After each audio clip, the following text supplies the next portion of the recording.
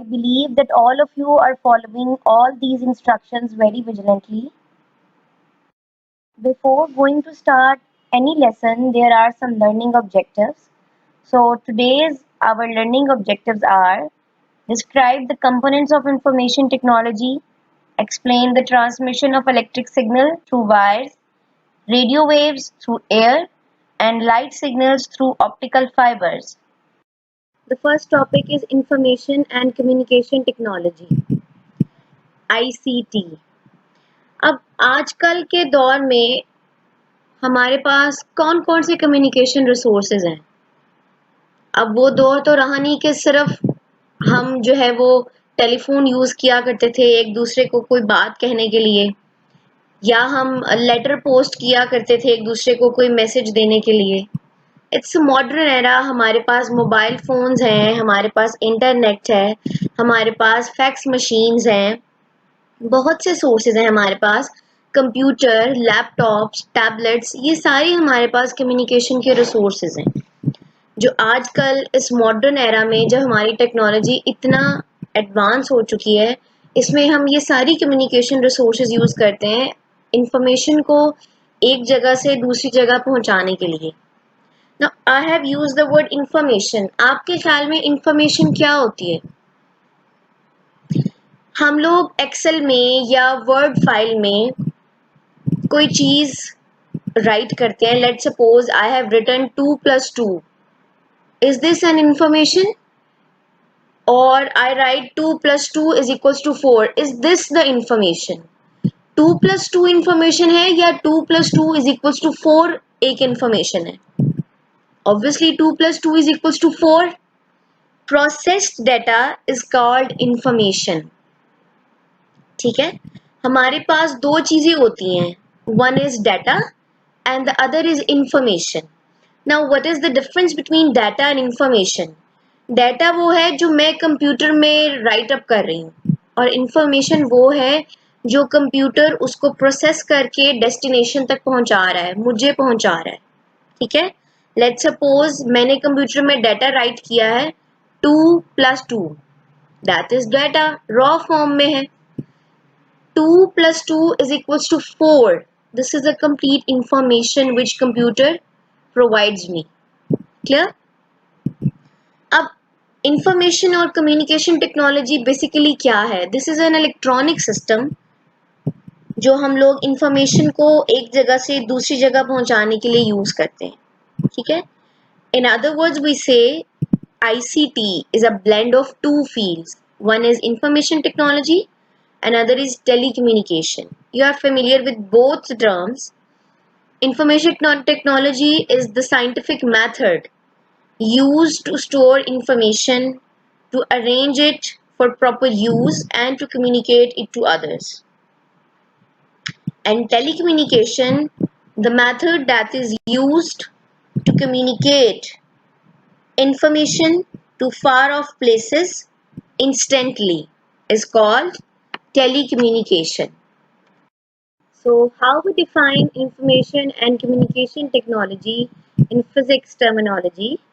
It is stated as the scientific method and means to store, process, and transmit vast amounts of information in seconds with the help of electronic equipment is information and communication technology. Our next topic is components of computer-based information system. There are 5 components of information technology that comes in order to produce a successful computer-based information system. And these components are hardware, software, data, procedure, and people. It means that without these 5 components, we cannot produce a useful information from data. तो वो 5 components में सबसे पहले हमारे पास आता है hardware. Hardware क्या है? मशीनरी है। तो हार्डवेयर में हमारे पास CPU is the basic unit. किसी भी कंप्यूटर में आपके पास जब तक CPU नहीं होगा, आप किसी भी कंप्यूटर सिस्टम को ऑपरेट नहीं कर सकते। ठीक है, सीपीयू के साथ साथ आपके पास कुछ सपोर्टिंग मटेरियल्स में आते हैं इनपुट एंड आउटपुट डिवाइसेस, आपका माउस, आपका कीबोर्ड, प्रिंटर, ठीक है। आपके पास रैम है, रोम है, storage devices to store the data, ठीक। सेकेंडली सॉफ्टवेयर, आप मेडिकल सेंटर्स में जाते हैं, हॉस्पिटल्स में जाते हैं, बैंक्स में जाते हैं, स्कूल्स में जाते हैं, तो हर कंप्यूटर में कोई ना कोई सॉफ्टवेयर इंस्टॉल होता है। जैसे आप लोगों की स्कूल फी है, तो हमारे ऑफिस में पूरा सॉफ्टवेयर इंस्टॉल है। वो एक्सेल का सॉफ्टवेयर हो सकता है, वो पावर पॉइंट का है, किसी भी चीज़ का। इन शॉर्ट कलेक्टिवली हम कहते हैं कि एमएस ऑफिस के बिना आप किसी कंप्यूटर सिस्टम को रन नहीं कर सकते। उसमें पावर पॉइंट आता है, एक्सेल शीट आती है, आपकी वर्ड फाइल्स आती हैं, ठीक है। तो सॉफ्टवेयर के बिना आप किसी भी डाटा को इंफॉर्मेशन में नहीं ला सकते, ठीक है। Software is very much important for a computer system. Data, data क्या है? फैक्ट्स एंड फिगर्स हैं जो हम कंप्यूटर को प्रोवाइड करते हैं, ठीक है, ताकि वो एक यूजफुल इंफॉर्मेशन प्रोड्यूस कर सके, ठीक है। वो टेक्स्ट की फॉर्म में हो सकता है 2+2, बताएं जी कंप्यूटर 2+2 से क्या इंफॉर्मेशन निकलेगी। वो ग्राफिक्स की फॉर्म में हो सकता है, कोई फिगर हो सकती है, ठीक है। प्रोसीजर, प्रोसीजर क्या होता है? प्रोसीजर वो सारी इंस्ट्रक्शंस होती हैं जिनको फॉलो करके हम एक इंफॉर्मेशन प्रोड्यूस करते हैं, ठीक है। आपके पास दीज आर प्रोसीजर क्या है? सेट ऑफ इंस्ट्रक्शंस, ठीक है, which are used to design a useful information. Lastly, persons, people. Why people are needed? हमें लोगों की जरूरत क्यों पड़ती है? It is, I would say, it is ultimately a person. It is ultimately people who determine the success and failure of a CBIS system, computer based information system.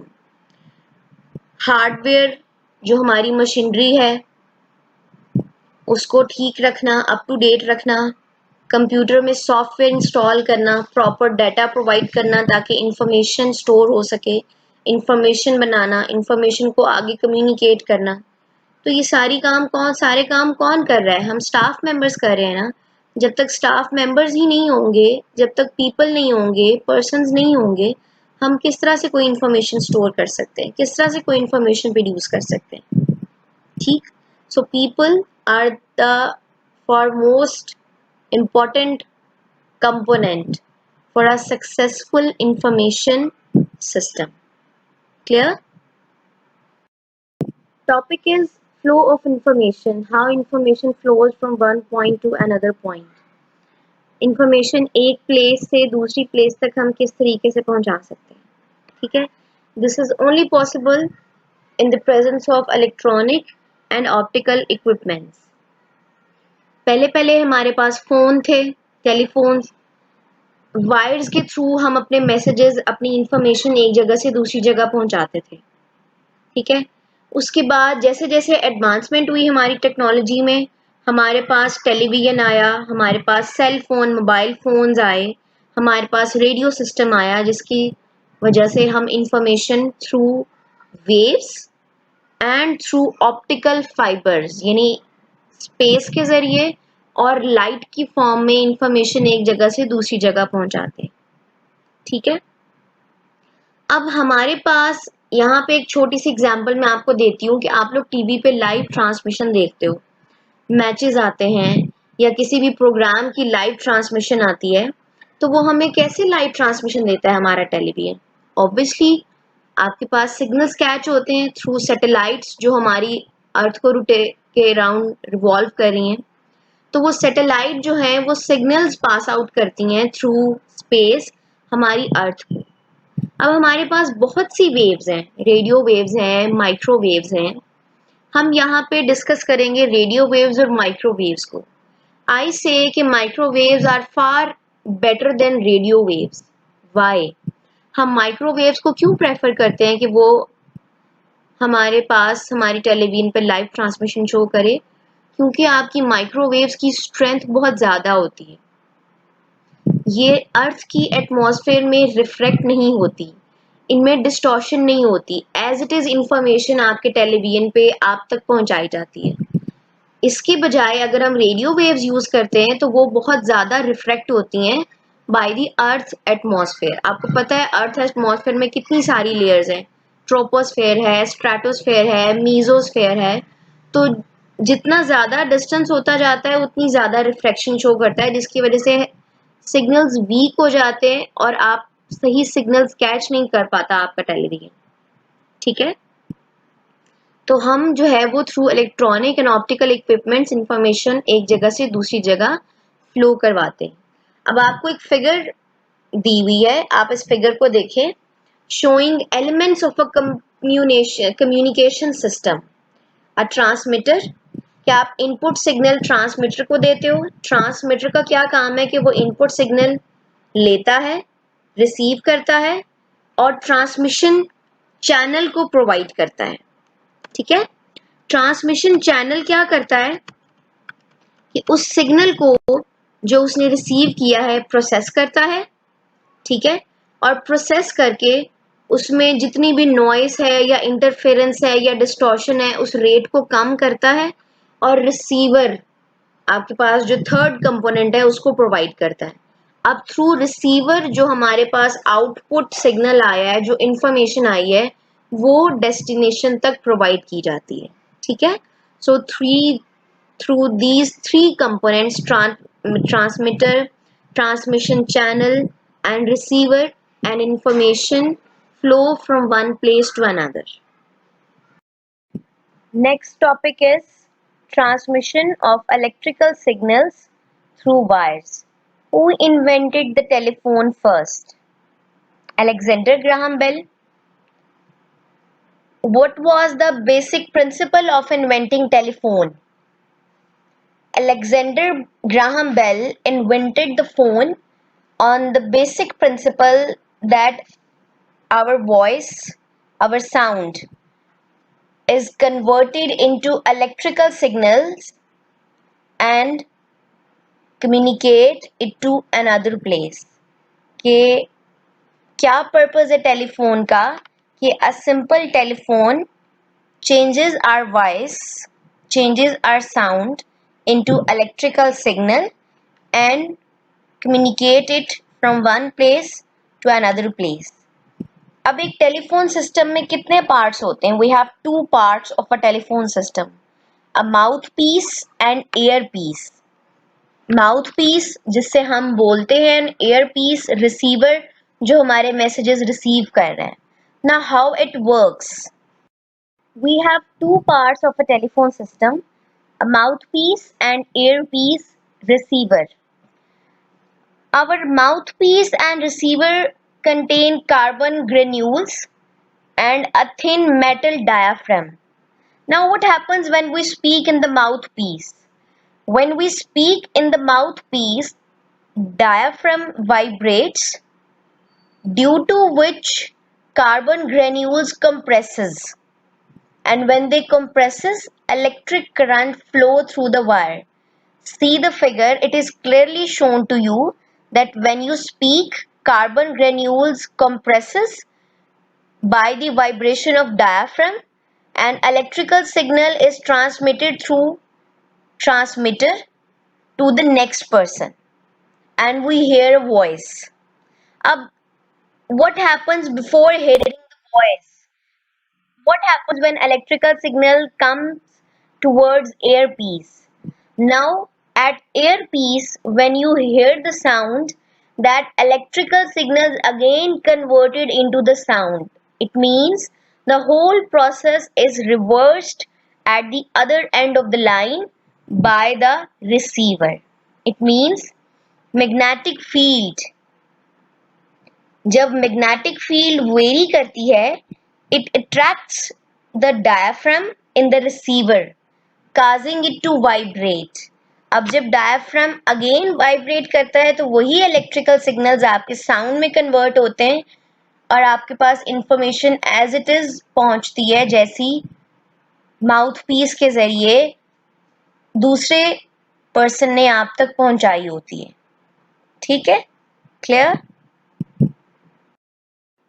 अच्छा जी, next topic is transmission of radio waves through space. अब हमने पहले पढ़ा कि अगर हमें information को एक जगह से दूसरी जगह ट्रांसफ़र करवाना है, कम्युनिकेट करवाना है, तो हम लोग वायर्स का यूज़ करते हैं, केबल्स का यूज़ करते हैं या फिर रेडियो वेव्स यूज़ करते हैं।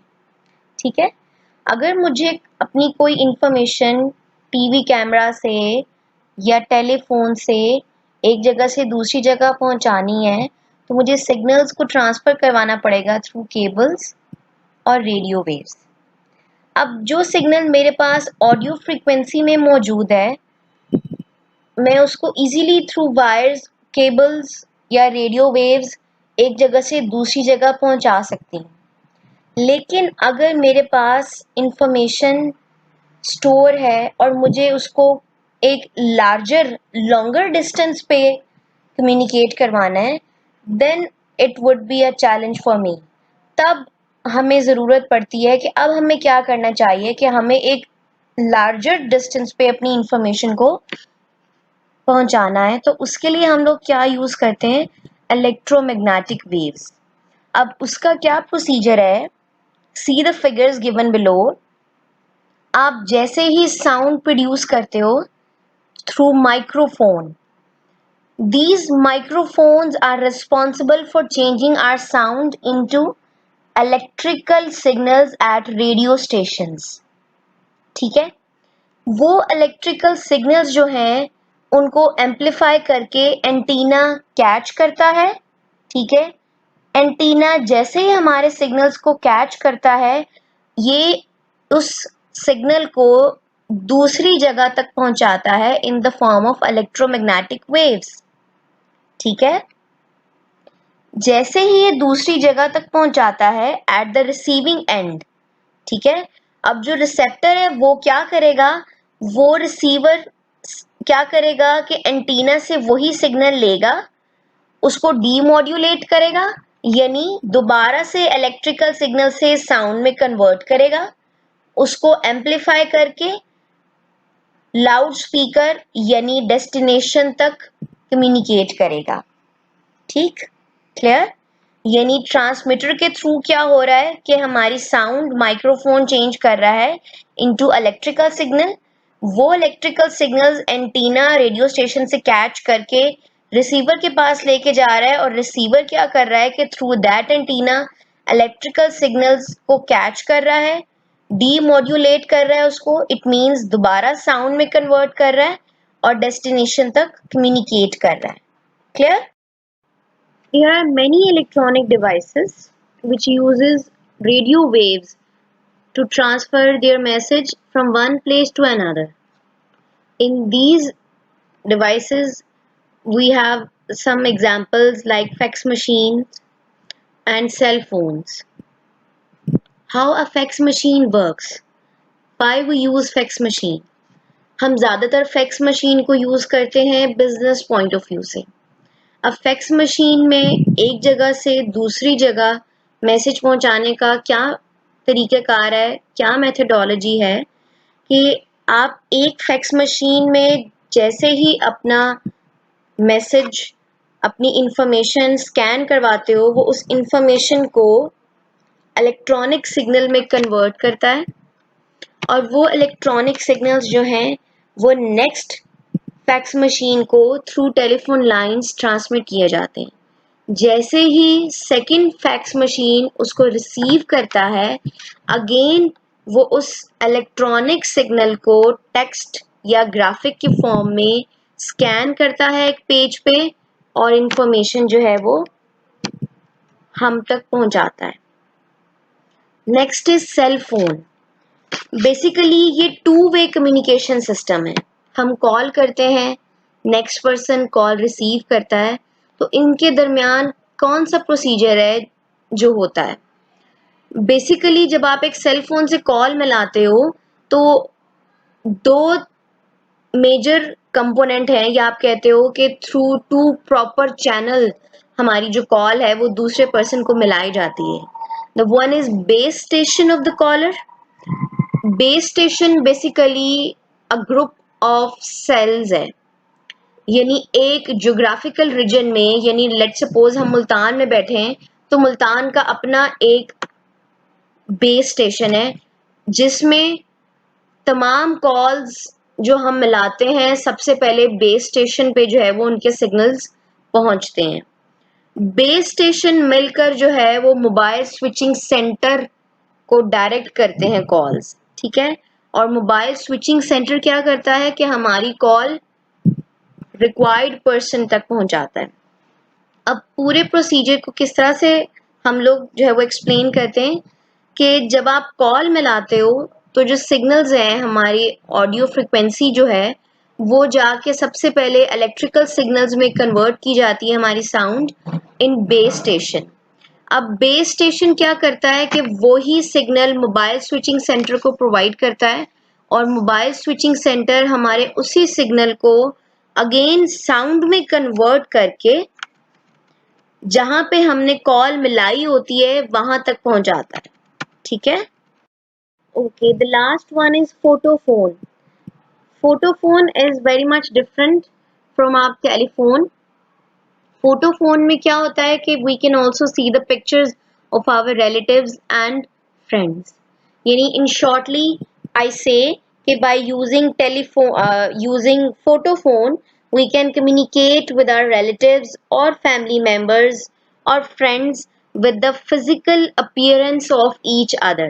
ठीक है, कि एक आम टेलीफोन में हम एक दूसरे को देख नहीं सकते, लेकिन फोटोफोन में हम क्या कर सकते हैं कि हम एक दूसरे से बात भी कर सकते हैं और एक दूसरे की पिक्चर्स भी देख सकते हैं. Clear? Now the last topic for today's lecture is transmission of light signals through optical fibres.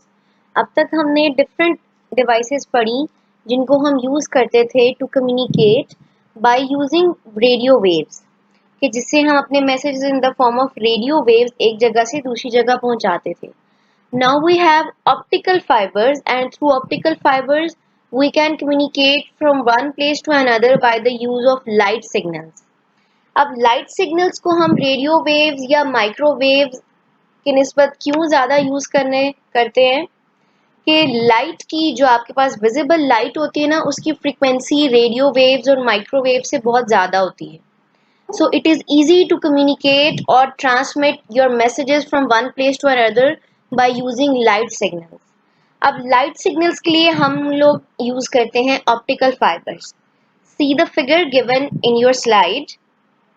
आपको ऑप्टिकल फाइबर शो किया गया है.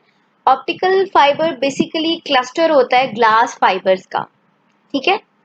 अब हमारे पास बिफोर गोइंग टू स्टार्ट के how the transmission takes place, मैं दो टर्म्स यहाँ पे आपको बता दूं. हम जो आगे स्टडी करेंगे एंगल ऑफ इंसिडेंस और क्रिटिकल एंगल. हमारे पास इंसिडेंस का मतलब होता है किसी चीज पे पड़ना, किसी चीज के अंदर दाखिल होना. ठीक है. तो जब लाइट ऑप्टिकल फाइबर के अंदर एंटर होती है किसी एंगल पे एक्सिस के अलोंग, हम कहते हैं ये एंगल ऑफ इंसिडेंस है. ठीक है.